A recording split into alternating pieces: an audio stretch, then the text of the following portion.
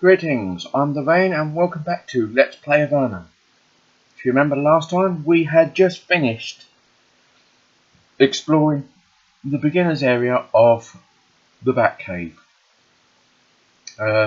Didn't find Batman in there, unfortunately. But we did find a load of bats and some rats and a little bit of treasure. So, what we will do is... Ooh, these hostile? I don't think they are. I think they might be gods. Yep, a group of Avernum troops operating out of Fort Avernum. Yep, we've met them before though.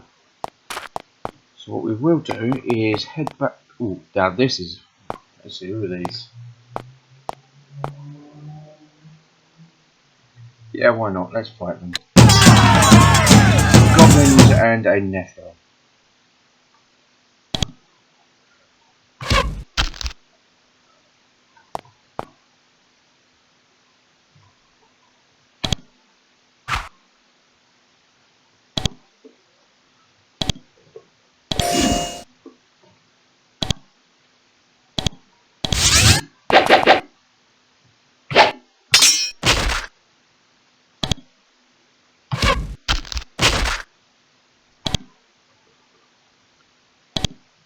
Do some nice, lovely battle range. Now, what I will do is I'll try some of the other spells. Let's have. Let's. Cool Beast, for example.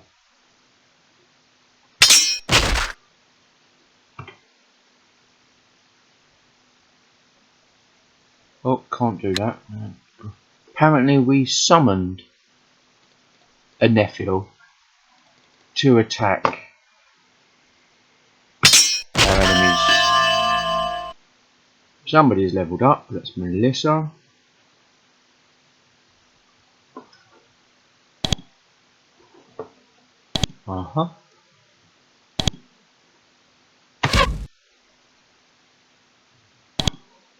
We got shield, blah blah blah blah.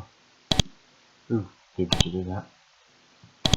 Now let's try. We can do bind foe, or we can slow them down. We can do up to 2 targets. So let's attack.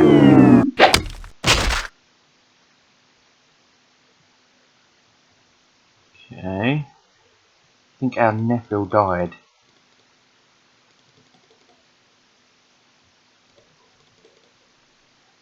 So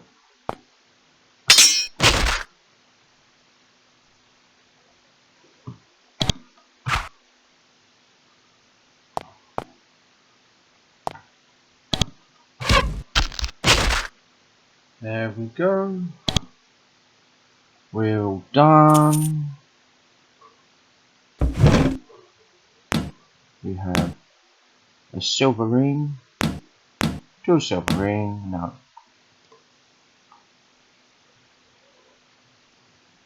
Small iron, small shield, steel, small shield. Okay. Let's take some stuff, see what we can carry. Not even going to bother looking. Basically, I want to try and get all of these if I can.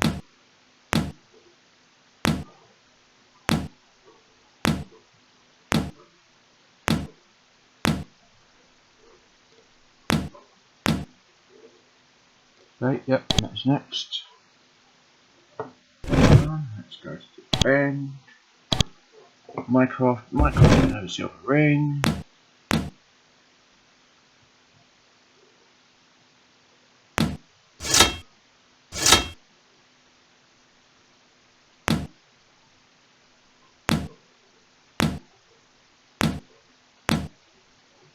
Okay.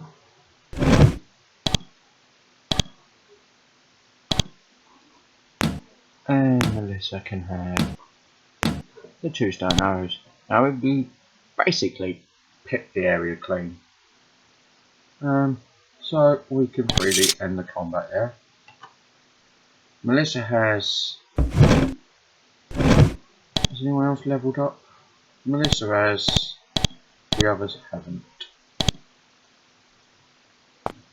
I'm not entirely sure why Melissa is leveling up much quicker.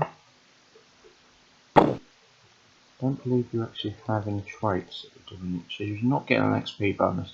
I think it might be because she gets experience for picking locks on doors, which isn't shared amongst the party. Whereas in combat, everything seems to be shared. So, do what we did before. Quick stop to Fort Dovno to sell our stuff before we head off to Silvar and train. Well, we might as well train Melissa. No point not training Melissa if she's got the level. Ooh. I need to check that out then.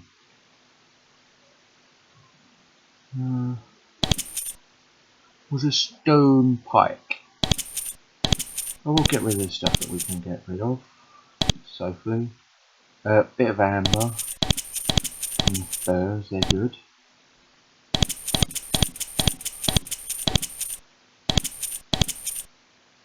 Yep.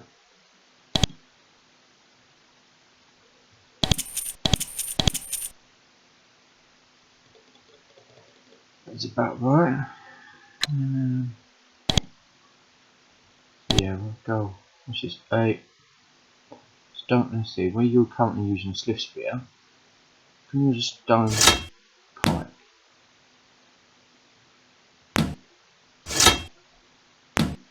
Now, if I use a stone pike,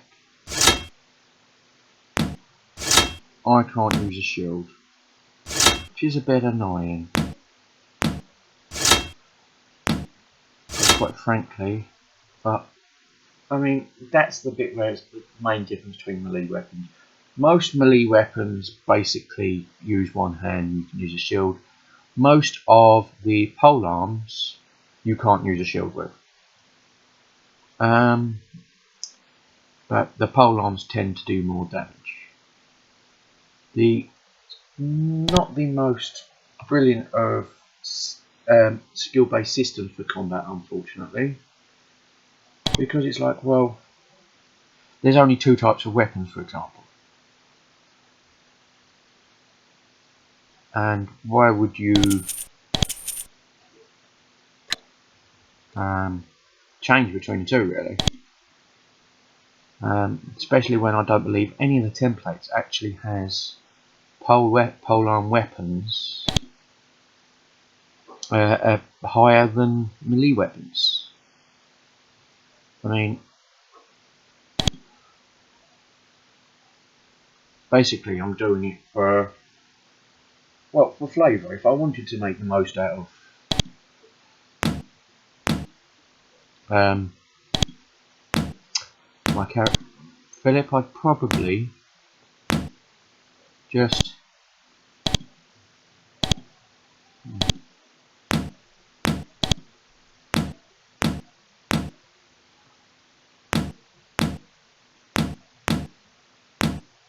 here we go.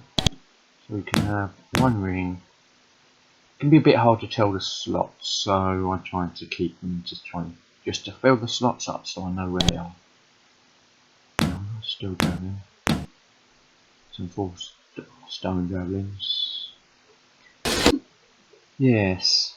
I mean, I suppose I could if I looked for another melee weapon to go back to using melee weapons, but I mean, in terms of raw damage, the pole weapons seem to be the king now. But no, I don't know. I think I'm just used to the sword and board fighter approach, and there's not really much choice between do I go with swords or do I go with. I mean, lots of game of that. Do you just hit people with weapons? Does it make a difference if it's an axe or a sword? If it does, what are those differences and such.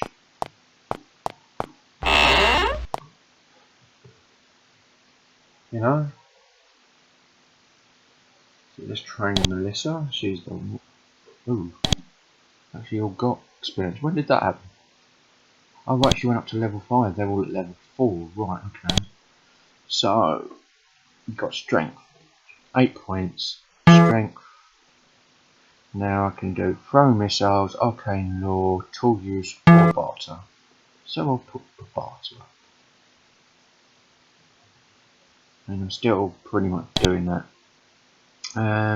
Dexterity at 7. 16. So I could probably put dexterity up 2 points. So leaves 2.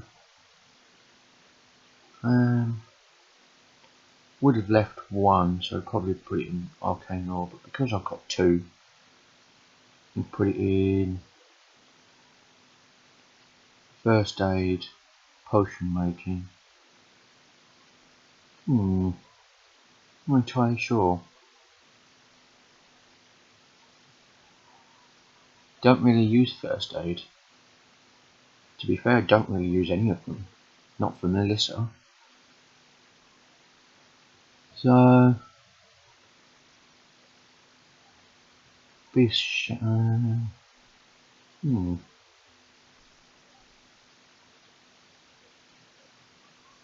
maybe we'll go first aid. You never know. She might need to use it. I mean, she's a rebel, not a rogue, so yeah, she's a little bit of please do everything.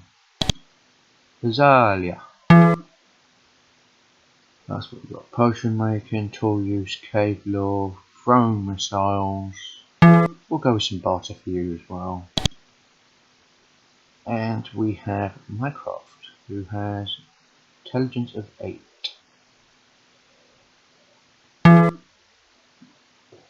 So we'll put that up, and that takes all the points. We don't get any bonuses.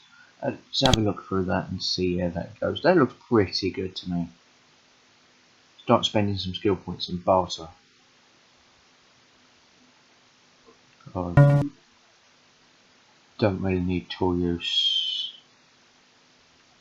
Actually no, you. What's that? Even better. Thrown missiles. You are using thrown missiles, so we'll put that up for you.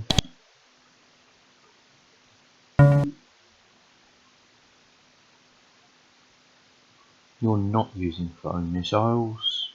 Not using pole weapons. So yeah, why not? We can do that one.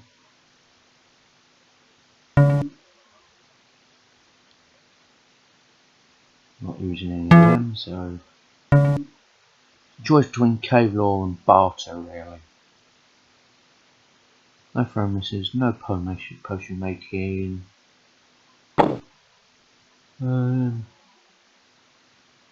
Tool use, cave law.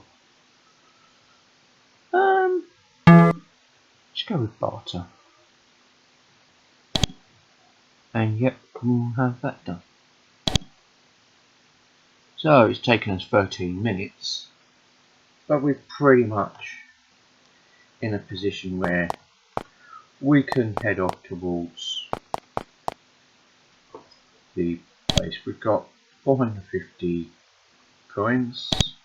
It's not really anything. Now, if I wanted, I could hire Jason.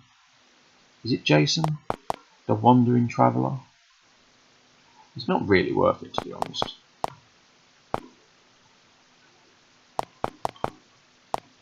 So, I mean, the main reason for that little bit of slowdown was because of the wandering combat, which I wasn't planning on. So, I don't think we'll do a lot of the dungeon in this level. Yep, they're still wandering around. They're the troops. Goblin caves. Let's give it a go and see how far we get. I mean, it's not going to hurt, is it?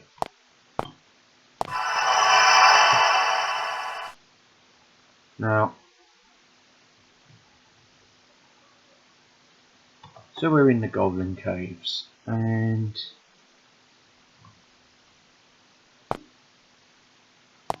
interestingly enough,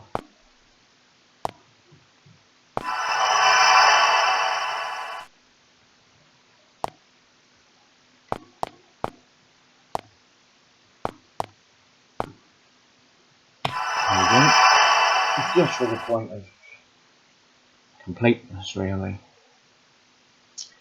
we've explored the cave. Now, if you remember, we're looking to kill a Nephil commander who's trying to build this new forward fort. So, with the help of the goblins, hence why it's known as the Goblin Caves. This is very interesting. Now you know what evil dungeons are like before they actually become evil dungeons. This humanoid lair is still under construction. You would guess that the Nephilim will live here eventually, and they have put goblins to work to do all the heavy lifting. You had both races on the surface, and the smaller were often forced to work by the larger. From inside you can hear the sounds of tools striking stone, and the harsh voices of the goblins. It is in your power to put a quick end to their labours. So, pretty much.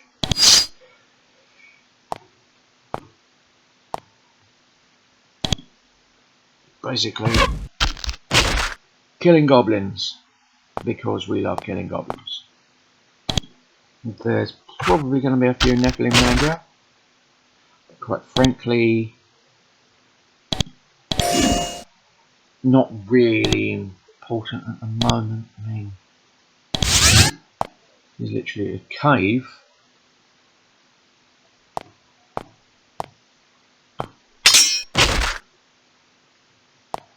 That's being constructed into a fort of some kind.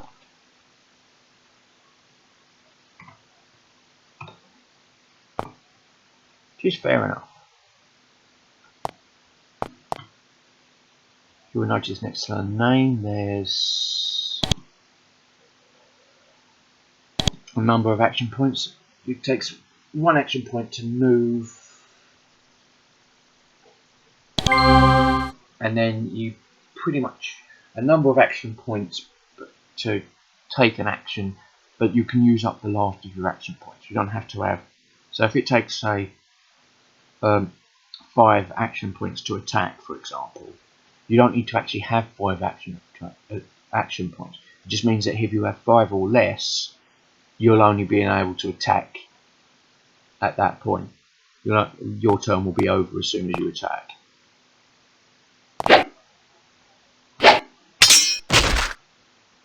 So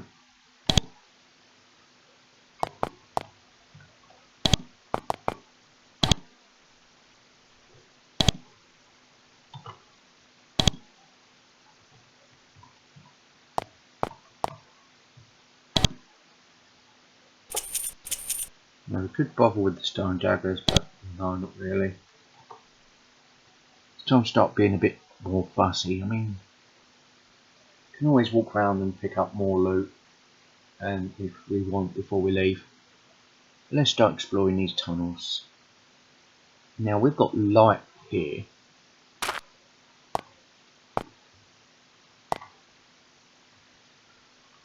And I'm not entirely sure. I'm not going to bother using a light.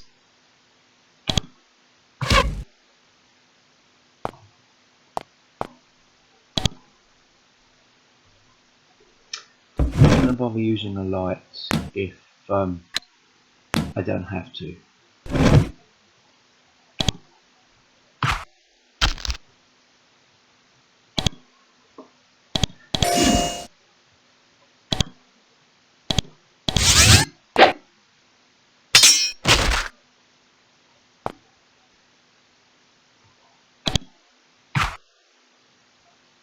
And I like haste. Haste is a good spell because it allows you to take 2 actions at once.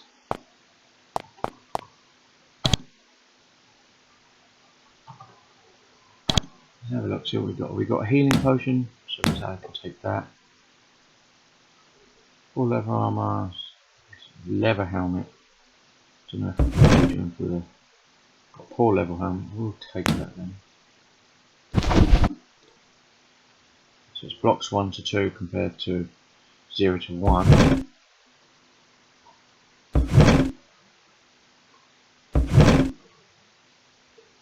So at least we've got some sort of bonus out of this. The cave is roughly split into 2 parts, if I remember rightly. So the caves that are being furnished and the fort that's being built within it. Let's see. You understand? You read the sign. This crusade is written in a language you don't understand. There's a red X at the bottom. Okay, so we don't want to go down here, do we? Of course we do. Would there be much point in not coming down here?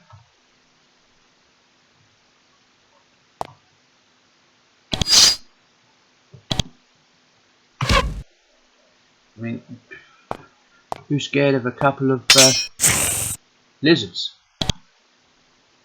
Or even a lot of lizards? Who knows?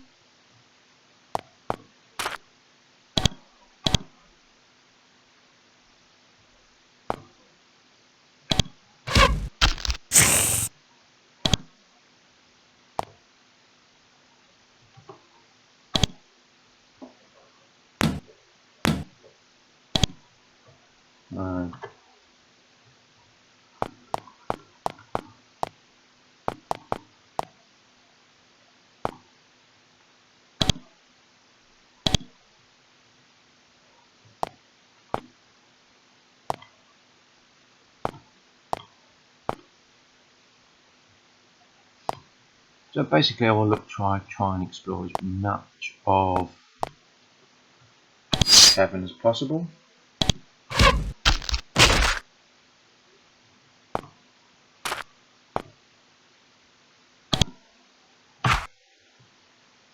The Nephil Archer.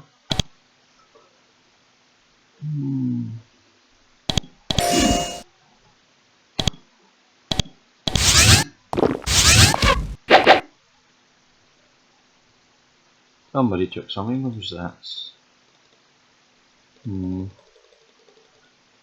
Doesn't always tell me what's going on. Just a shame.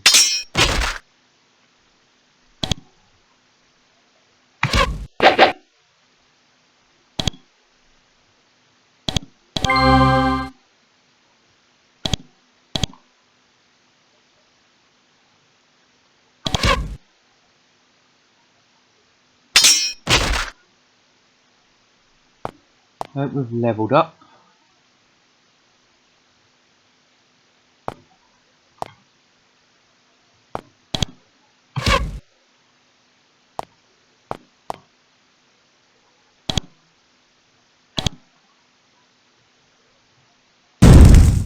Can just about see it, so I'll use my mouse there. It's one of the few cheats. Well, I say cheats. It's one of the ways to get around the limitations of the game. Put it that way.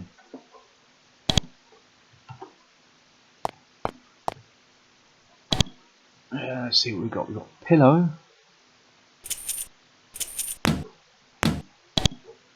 Cloak, an iron small shield.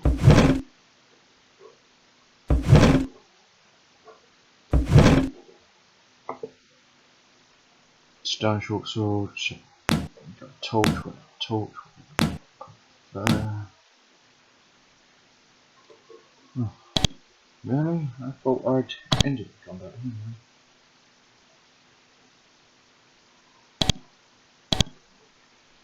Apparently I haven't. Not entirely sure what that was about. Cave with bow, arrows, a not identified ring. So if we look there, see, ring not identified. Could wear it, but I've got no idea what it does.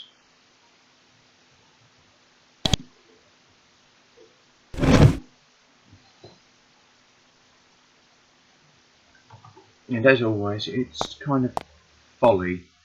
You can see some stuff, but it's kind of folly to start putting random stuff on your finger on the hope that it might actually do something.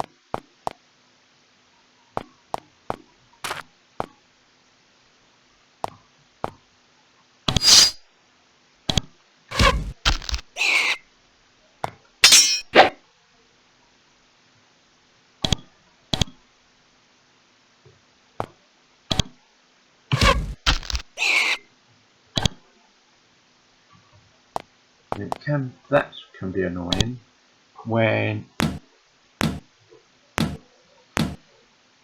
you enter combat and then at the end of it, for example, we're right here and then you end combat and you end up actually in the other room because the way they lined you up. Now, I'm not entirely sure if it's based on the last or first or it's random. Turns out it's bothered.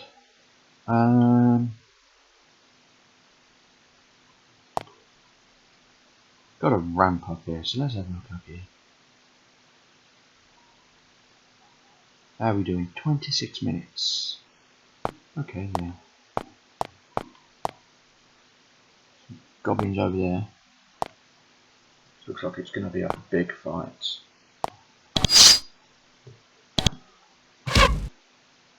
There's some Nephil. So we will kind of just usual.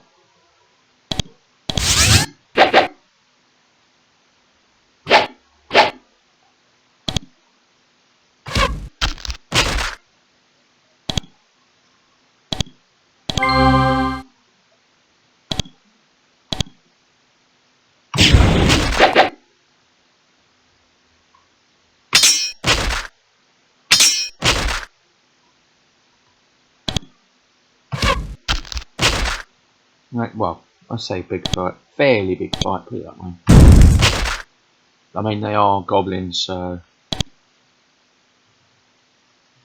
don't know if there's any over here.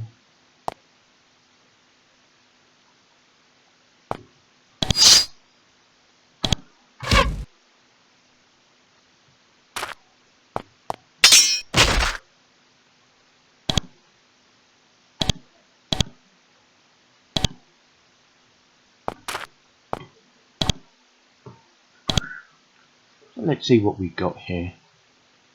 Got another healing potion. Cloaks, iron, iron, iron.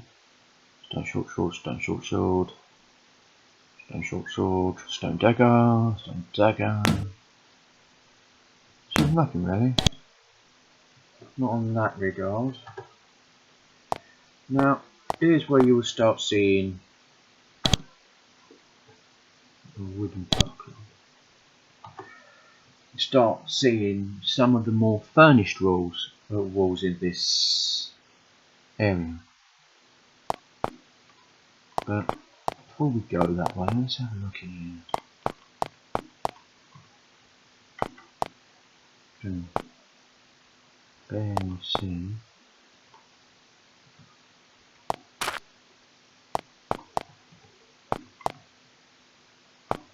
We've got a rock.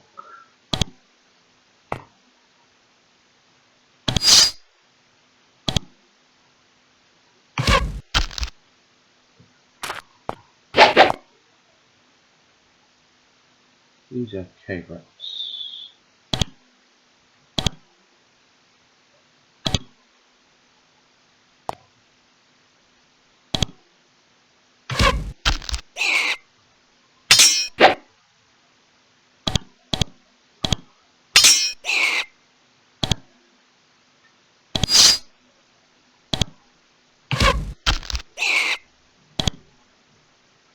But yeah, pretty easy. We're coming up to the halfway mark.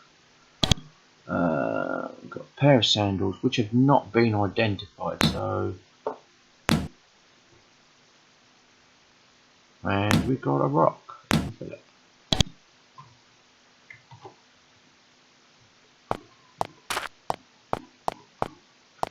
We'll wander around here. I think this is a dead end. Yep.